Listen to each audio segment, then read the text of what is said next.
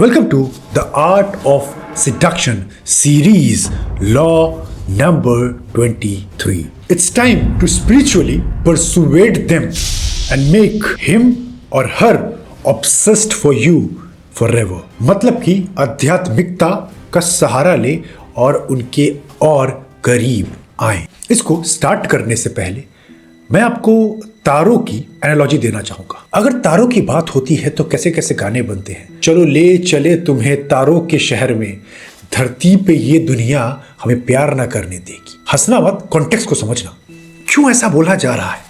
देखो, प्यार में ना या सिडक्शन के खेल में ना आप लॉजिक पे बात ज्यादा नहीं कर सकते। अगर आप हद से ज्यादा लॉजिक पे चलोगे ना, मुझे भी पता है बहुत चीज़ें लॉजिकल है, आपको भी पता है कि ये लड़की कितना वियर्ड एक्ट कर रही है, लड़का कितना वियर्ड एक्ट कर रहा है, बट नहीं, सिडक्शन में इमोशंस को हाई रखना होता है। तो स्टार्स की हम लोग बातें करते हैं तो हमारा ऊपर कैसे सर होता है, वाह वो देखो तारा, देखो देखो तारा टूट रहा है, कुछ विश मांगते हैं मिलकर, वो देखो दूर का तारा, मेरी माँ वहीं पर है, मेरे पिताजी वहीं पर है।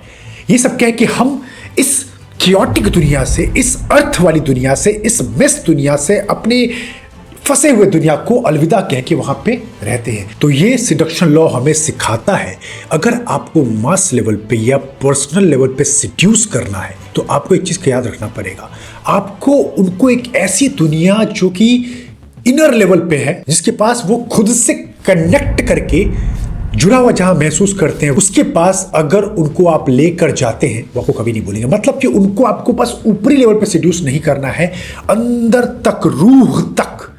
नहीं, गाने बहुत सारे चलते हैं, रूह तक तुझे अपना बनाना है, मतलब कि फिर कोई चांस ही नहीं हो आपके लाइफ से हटने का। इस तरह का सिलेक्शन खेलना है। अब ये कैसे होगा, अभी और भी चीज़ें होंगी, बट आपको कुछ अब नॉर्मल बातें नहीं करनी है। इसको समझाने के लिए मैं आपको एक एग्जाम्पल दे सकता हूँ रिलीजन का। आज तक इतनी सारी चीज़ें आई गई, लेकिन रिलीजन, धर्म कभी नहीं हिला अपनी जगह। चाहे वो हिंदुइज्म हो, चाहे इस्लाम हो, क्रिश्चियनिटी हो, जो भी हो, हर किसी ने अपना झंडा गाड़ा है। आप लोग यहाँ पे प्लीज रिलीजन की फाइट मत करना। अभी मैं आपको यहाँ पे सिलेक्शन के पर्सपेक्टिव समझाना चाहता हूँ। मेरा कहने का मतलब यहाँ पर यह है कि जब रिलीजन की बात होती है तो हम अपने लॉजिक को बिल्कुल भूल जाते हैं, और भूलना भी चाहिए। जैसे कि मान लीजिए, मुझे पता है फैमिली मेंबर में से मेरे पापा है, वो बहुत जगह गलत है, पर कोई और फालतू बोलेगा ना, मैं नहीं सुन पाऊंगा। ये मेरा हक है, मैं बोल भी सकता हूं, बट कोई और नहीं बोलेगा। लॉजिकली वो सही भी है बहुत जगह, या लड़की या लड़का जो भी है, बट मेरे चाहे बिना तुम मेरे फादर के बारे में, मेरे रिलीजन के बारे में, मेरी मदर के बारे में, मेरी सिस्टर के बारे में नहीं बोल सकते हो, और ये गलत भी नहीं है। तो ये फिनोमेना क्यों हो रहा है? क्योंकि हम उनसे स्पिरिचुअल लेवल पर अंदर तक कनेक्टेड है। ऐसा नहीं कि मुंह फुला लिया, मम्मी से तो बात नहीं करना, गुस्सा हो, लड़ाई हो, झगड़ा हो, लौट के वही जाना है, या फिर रिलीजन की बात हो।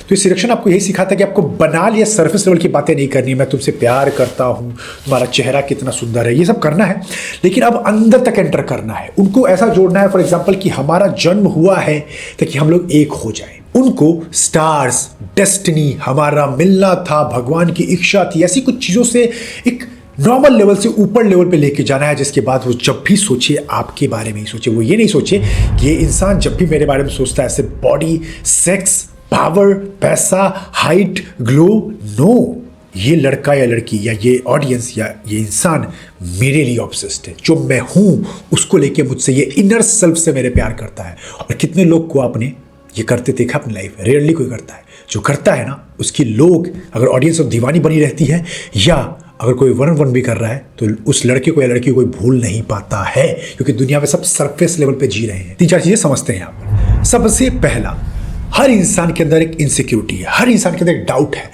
क्या मैं अच्छा दिखता हूँ? सब कुछ वो अच्छा कर भी रहा है, बट स्टिल, जैसे मेरे अंदर बहुत सारी इनसिक्योरिटीज कभी कभी हो जाती है कि मैं इतना कुछ कर रहा हूँ और ग्रोथ हो जाता है और अच्छा हो जाता है, बहुत सारी चीज़ें, वैसे आपका होगा।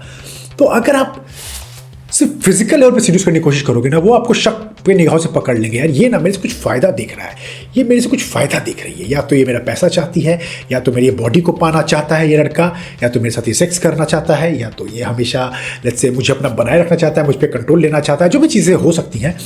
तो जब आप बहुत सरफेस लेवल की चीज़ें करते हो ना, बॉडी पे देखना, उनके ब्रेस्ट पर देखना, उनके हाइट पर देखना, तो आप बहुत वीक और सरफेस लेवल के एक इंसान लगते हो। सिड्यूसर कभी नहीं होते। सिड्यूसर का मतलब ही है कि इस दुनिया से परे वाले एक्ट बहुत रेयर पीपल करते हैं, ये सारे एक्ट्स। सेकेंड चीज़ इसके अंदर समझिए, आपको उनके अंदर स्पिरिचुअल चीज़ों को ट्रिगर करना है, जिसके लिए एक इंसान हर वक्त क्रेव करता है। आपने देखा है, जो इंसान स्पिरिचुअली अवेकन है ना, उसके सामने कितना भी वेल्थ रख दो, कितना भी पावर रख दो, सक्सेस रख दो, उसको पता है कहाँ रुकना है बहुत ईजी वो समझ जाता है, समझ जाती है। लेकिन जो स्पिरिचुअली अवेकन नहीं है, उस रास्ते पे भी नहीं है ना, उसको आप कहीं भी लालच देके लस्ट में, हवस में, सेक्स में, पैसों में, खाने में फंसा सकते हो। आपको ये बात पता है। दैट इज वाई कहते भी, श्री कृष्ण कहते थे महाभारत में कि जो इंसान अपने 6 इंद्रियों पे कंट्रोल कर सकता है उसकी जीत कोई नहीं टाल सकता, इवन भगवान भी नहीं।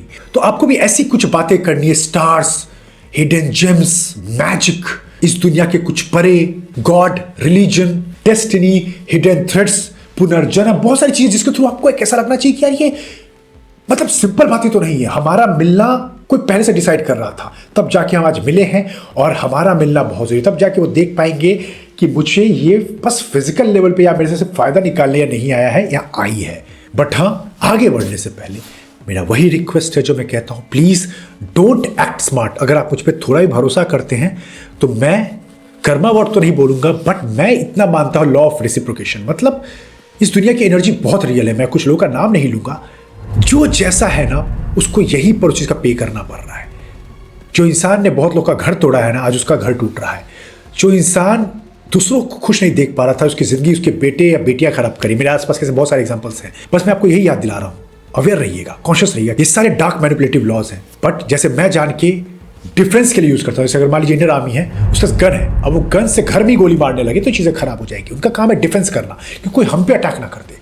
सिमिलरली मैं आपको इसके थ्रू 48 लॉज ऑफ पावर के थ्रू या अपने वीडियोस के थ्रू आपको अवेयर बनाता हूँ, एक पावरफुल मैन या वुमेन बनाता हूँ। कोई आपको डरा नहीं पाए, धमका नहीं पाए, आपका फायदा नहीं उठा पाए। साइकोलॉजिकली आप एक्टिव है, बट किसी को हार्म मत करना, क्योंकि आप पर आ गया ना, सह नहीं पाओगे। मैं ये गलती 5-6 साल पहले करता था कूल बनने के लिए, मुझे थोड़ा बहुत नॉलेज आ गया, मैं स्मार्ट बन रहा हूँ। नहीं, हर चीज रियल है। अच्छा करोगे अच्छा ही आएगा। तो दुनिया कितने बहकाए, अच्छे लोग की ये दुनिया नहीं है, सब खराब है, नहीं। अच्छे के साथ अच्छा करो, बुरे के साथ बुरा करो, बट कॉन्शियस रहो, जो जैसा उसके साथ वैसा ही करो। और कभी भी किसी का बुरा मत करना जब तक वो तुम्हारे साथ नहीं कर रहा है। सो अभी तक अगर आप मेरे साथ पूरे सीरीज में बने हुए हैं तो इस चीज का मुझे आप पे भरोसा है कि आप बस सरफेस लेवल पे किसी को इन्फेचुएट, मतलब कि सरफेस लेवल पे बस अट्रैक्ट करने नहीं आए हो। ये अगर चीप हरकत करना है तो मेरे ये सिलेक्शन लॉस वेस्ट है। फिर तो आप जाके कोई नॉर्मल से किसी कोच के वीडियोस देख लो कि कैसे लड़की को पटाए, कैसे लड़की को अपना बनाए। मैं आपको एक ऐसा टाइमलेस सीड्यूसर बना रहा हूं ना कि आज के बाद आप जिस भी फील्ड में जॉब करिए, बिजनेस करिए, ऑडियंस अपनी बनाइए, 1-on-1 डेट पे जाइए, you are going to kill it if you use them properly. तो इस पॉइंट के थ्रू मेरा आपको समझाना यह था कि आप सरफेस लेवल पे ये काम करने नहीं आए हो। आप ये चाहते हो कि कोई आपसे बस एक बार सीड्यूस हो या हमेशा के लिए रहे, हमेशा के लिए रहे। तो क्या आपको सिर्फ सरफेस लेवल पे ये काम करना चाहिए? नहीं करना चाहिए। आपको उनको स्पिरिचुअली अपना बनाना है। आप हैं तो आपके बारे में सोच रहे हैं, आप नहीं हैं तो आपके बारे में सोचा जा रहा है, आप कुछ नहीं भी कर रहे हैं तो आपके बारे में सोचा जा रहा है, आप कुछ कर रहे हैं तो भी आपके बारे में सोचा जा रहा है। इस तरीके से आप हर वक्त उनके दिमाग में चलते रहेंगे और वो आपको कभी नहीं बोलेंगे। इसके लिए आपको स्पिरिचुअली उनको एक्टिव करना ही पड़ेगा। ये मैंने भी हर जगह देखा है। जब तक आप उनको स्पिरिचुअली चार्ज अप नहीं करोगे, कुछ जिसको हम लोग ये भी कहते हैं, वर्ड भी चलता है, स्टार्ट विद वाई। जैसे मान लीजिए मुझे अपनी कंपनी में लोगों को मोटिवेट करना है काम करने के लिए, तो मैं बस सरफेस लेवल बोलूँ कि ये लो बोनस, ये लो पैसे, ये लो कार, हो जाएगा काम। पर जब तक मैं उनको एक बड़े वाई से नहीं जोड़ूं कि आप यहां पर क्या कर रहे हैं, क्या करके आपको सुकून मिलेगा, क्या करने से मेरा ग्रोथ, आपका ग्रोथ, इस देश का ग्रोथ, इस कंपनी का ग्रोथ क्यों इंपॉर्टेंट है। जब वो डीपर वाई से जुड़ जाते हैं ना, इसका मतलब वो मेरे साथ स्पिरिचुअली जुड़ चुके हैं। और स्पिरिचुअल जुड़ा हुआ इंसान कहीं भी या कभी भी नहीं रुक सकता, उसकी जीत तय है। यही मैं आपको बनाने की कोशिश कर रहा हूं अपने सिलेक्शन के गेम के अंदर। सो अब यहां से मैं आपको 5 चीजें और इस पर डीपर लेवल पे समझाऊंगा, जिसके बाद एक टॉप क्लास आप सीड्यूसर बनेंगे in the game of spiritual seduction. तो आगे बढ़ने से पहले इसमें आपको और मास्टरी करनी है, माइंड गेम्स को समझना है, कोई आपको बेवकूफ नहीं बनाए, कोई आपको मैन्युपुलेट ना करे, आप साइकोलॉजी गेम को लीड करें। Then I invite you in my mastery in dark psychology workshop. Check कर लीजिए, बहुत पावरफुल वर्कशॉप है, बहुत ही क्रेज क्रिएट कर रहा है। जो भी मेरे वर्कशॉप होते हैं बहुत डिटेल में बने होते हैं, भले रॉ रियल होते हैं, बहुत ज़्यादा एडिटेड नहीं होते हैं, बट जो मैं अंदर बना के देता हूँ in the form of cheat sheets, e books, hand guides, video tutorials, practical tutorials, उसकी तरफ का ट्रांसफॉर्मेशन 100% श्योर है अगर आप एक एक चीज़ों को फॉलो करेंगे। साथ में आप ये 7 वर्कशॉप भी चेक कर लीजिएगा, जैसे आपके गोले जाके इनरोल कीजिए। जानबूझ के मैं थोड़े से प्राइस के बैरियर लगाता हूँ क्योंकि मेरी भी टीम है, प्रोडक्शन कॉस्ट आता है, आप लोगों के लिए अच्छा कुछ बन रहा है। बट हाँ, ये मेरा प्रॉमिस है कि जो भी पेनी इन्वेस्टेड होगा वो आपको उस पर बेस्ट रिटर्न मिलेगा। That's my promise. कॉम्बोस में आपको और भी ज़्यादा ऑफर्स मिल जाएंगे। साथ में अगर आपको मेरे साथ 1-on-1 बात करना है, क्योंकि बहुत लोग थोड़े शाई होते हैं, प्रॉब्लम थोड़ी सी डीप होती है, डार्क होती है, जो सबके सामने नहीं बोल सकते, तो आप मेरे साथ 1-on-1 कॉल बुक कर सकते हैं, क्योंकि मैं टाइम लिमिटेड होता है तो वो सभी मुझे देखना पड़ता है। दैट इज वाई मुझे थोड़ा पे प्राइस बैरियर लगाना पड़ा है। रेबल्स क्लोजर्स क्या है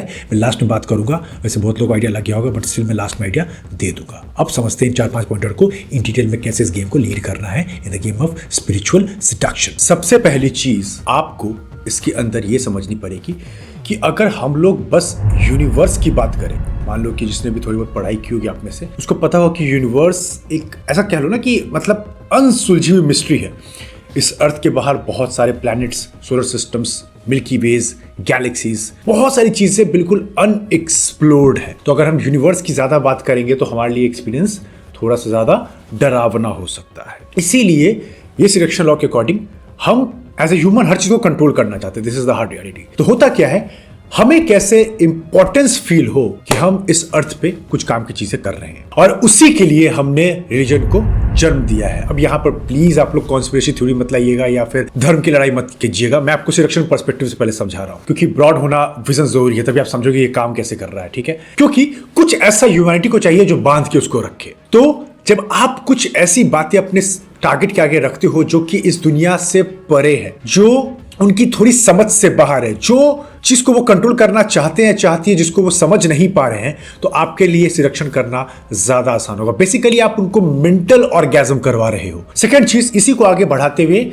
ये करके आप कुछ ऐसा दिखाते हैं ना कि हमारा प्यार या हमारा अटेंशन या हमारी जो चीजें बॉन्ड है ना, ये कोई सुपरफिशियल नहीं है, ये टाइमलेस है, ये भगवान की इच्छा है, ये यूनिवर्स का मिलाप है, ये डेस्टिनी का संगम है, ये कोई सुपर मैजिकल पावर्स हमें पास लाना चाहती है ताकि कुछ हम साथ मिलकर इस दुनिया को दे सके। Anything it can be, but थोड़ा स्मार्टली आपको चीजों को वर्ड से खेलना पड़ेगा। इसके लिए मैंने आपको ऑलरेडी बता रखा है how to play with words in some laws of selection. को चेक करना कौन सा था वो, play with the words, demonic word ऐसा कुछ था। बट हाँ, मैं आपको फिर से याद दिला रहा हूं कि ये तभी निकलेगा जब आप जेन्युइनली चीजों में थोड़ा बिलीव भी करते हैं। फेक ही बिल्कुल कर रहे हो, मैंने फिर से कहा एनर्जी रियल है। आप फेक करोगे दुनिया आपको सेंस कर लेगी, लोग आपको सेंस कर लेंगे, ये हवाबाजी ज्यादा कर रहा है। लेकिन आपके अंदर से वाकई में से आप स्पिरिचुअली अवेकन हैं, या फिर मैं ऐसे इंसान से शादी करना चाहता हूं, लेट्स से मैं अपना एग्जांपल लूं, या डेट करना चाहता हूं या शादी करना चाहता हूं जो वाकई में स्पिरिचुअली थोड़ी सी एक्टिव है। मुझे नहीं चाहिए बहुत सारा पैसा, मुझे नहीं चाहिए उसके बहुत सारे लुक्स, मुझे चाहिए जो थोड़ी सी स्पिरिचुअली एक्टिव है, जो थोड़ा बोर्डम में भी प्यार ढूंढती है, जो स्टिलनेस को एंजॉय करती है, जो अपने से भी परे किसी को मानती है, जिसका ईगो थोड़ा ठंडा है, जो सब चीजों को लेकर चलना जानती है, स्पिरिचुअली समझती है कि क्या इस दुनिया में मेरा काम है, मैं क्यों जिंदा हूं। ये सब चीजें मुझे थोड़ा ज्यादा एक्साइट करती है। तो ये चीज मैं फील करता हूं, तो ऐसी एनर्जी मैं रिलीज भी करूंगा। लेकिन अगर मैं फेक बेसिस पे कर रहा हूं कि भगवान की इच्छा है, ये होना ही था, तो वो तो लगे यार तुम पकड़े जाओगे। एनर्जी को छुपाया नहीं जा सकता। मैंने आपको डे 1 से कहा है, from the time of formation of universe, किसी को नहीं पता एनर्जी किसने बनाया, एनर्जी कहां डिस्ट्रॉय होती है। सिर्फ एनर्जी का एक फॉर्म से दूसरे फॉर्म में कन्वर्ट किया जा सकता है, या थोड़ा बहुत उसको विटनेस किया जा सकता है। थर्ड वन, इस पर एक छोटी सी स्टोरी भी है कि एक नोवेल थी, बहुत पॉपुलर हुई थी, गुस्तावे की मैडम बोवरी। उसके अंदर एक कैरेक्टर है जिसका नाम है बॉलेंगर। तो बॉलेंगर कुछ प्रॉब्लम हो गई थी, तो वो अपने सिटी डॉक्टर के पास गया था। तो सिटी डॉक्टर की एक वाइफ थी जिसका नाम था एमा, जो उसको काफी पसंद आ गई।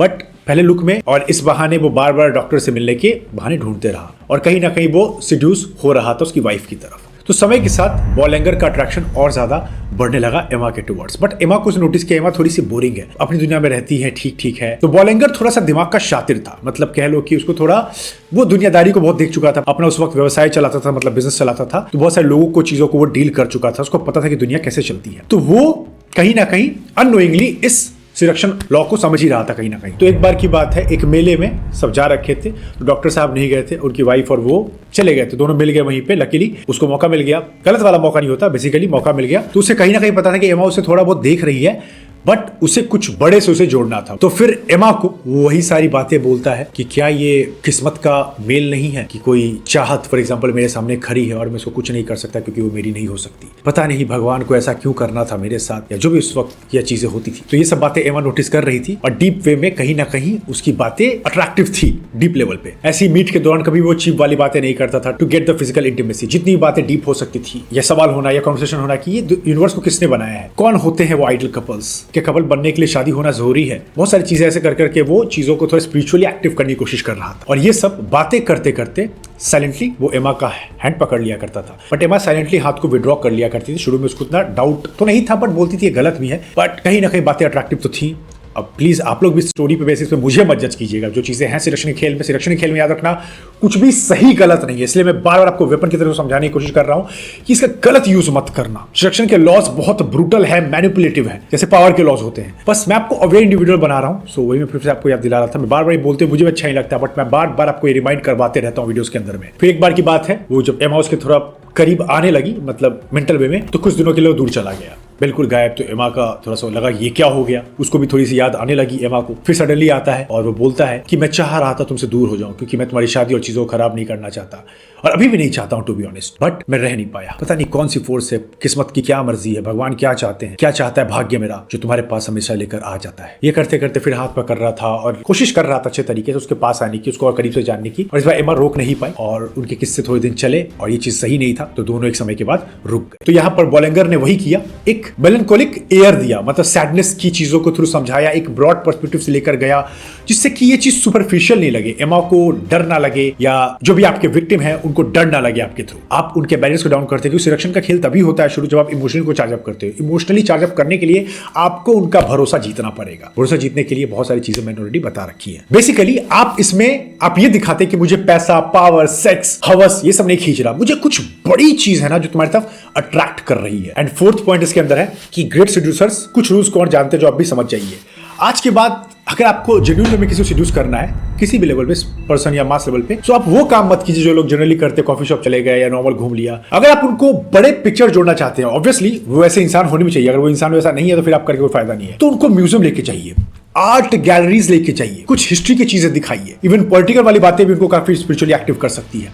बट कुछ ऐसा बड़ा जिनको देख के उनका विजन बड़ा हो, अपनी छोटी सी इस कॉफी वाली दुनिया से, अपनी सिक्योरिटी जॉब से, बिजनेस से, लड़ाई झगड़े से निकलकर कुछ बड़ी चीज को विटनेस करे, तब वो समझ पाए कि मेरा जन्म क्यों हुआ है, आपका जन्म क्यों हुआ है, क्यों हमें पास और होना चाहिए, क्यों हमारा मिलना सिर्फ हम दोनों की चाहत नहीं है, इस पूरी यूनिवर्स की ताकत है। और इस तरह आप करने से दुनिया के आप टॉप 1% टॉप क्लास सेड्यूसर्स में आ जाएंगे, जो इंसान को फिजिकल ऑर्गेजम नहीं देता है, जो इंसान को मेंटल ऑर्गेजम देता है। फिजिकल ऑर्गेजम कुछ सेकंड्स का होता है, अच्छा लगा, फिर इंसान क्रेव करता है कुछ समय के बाद, लेकिन मेंटल ऑर्गेजम ऐसा है जिसकी भूख कभी नहीं मरती, हर समय एक इंसान को चाहिए। और आप ये किसी इंसान को अपने थ्रू ये करवा सकते हैं, वो आपको कभी नहीं भूलेंगे, वो भूलेंगे तो जिंदगी भर रिग्रेट में रहेंगे।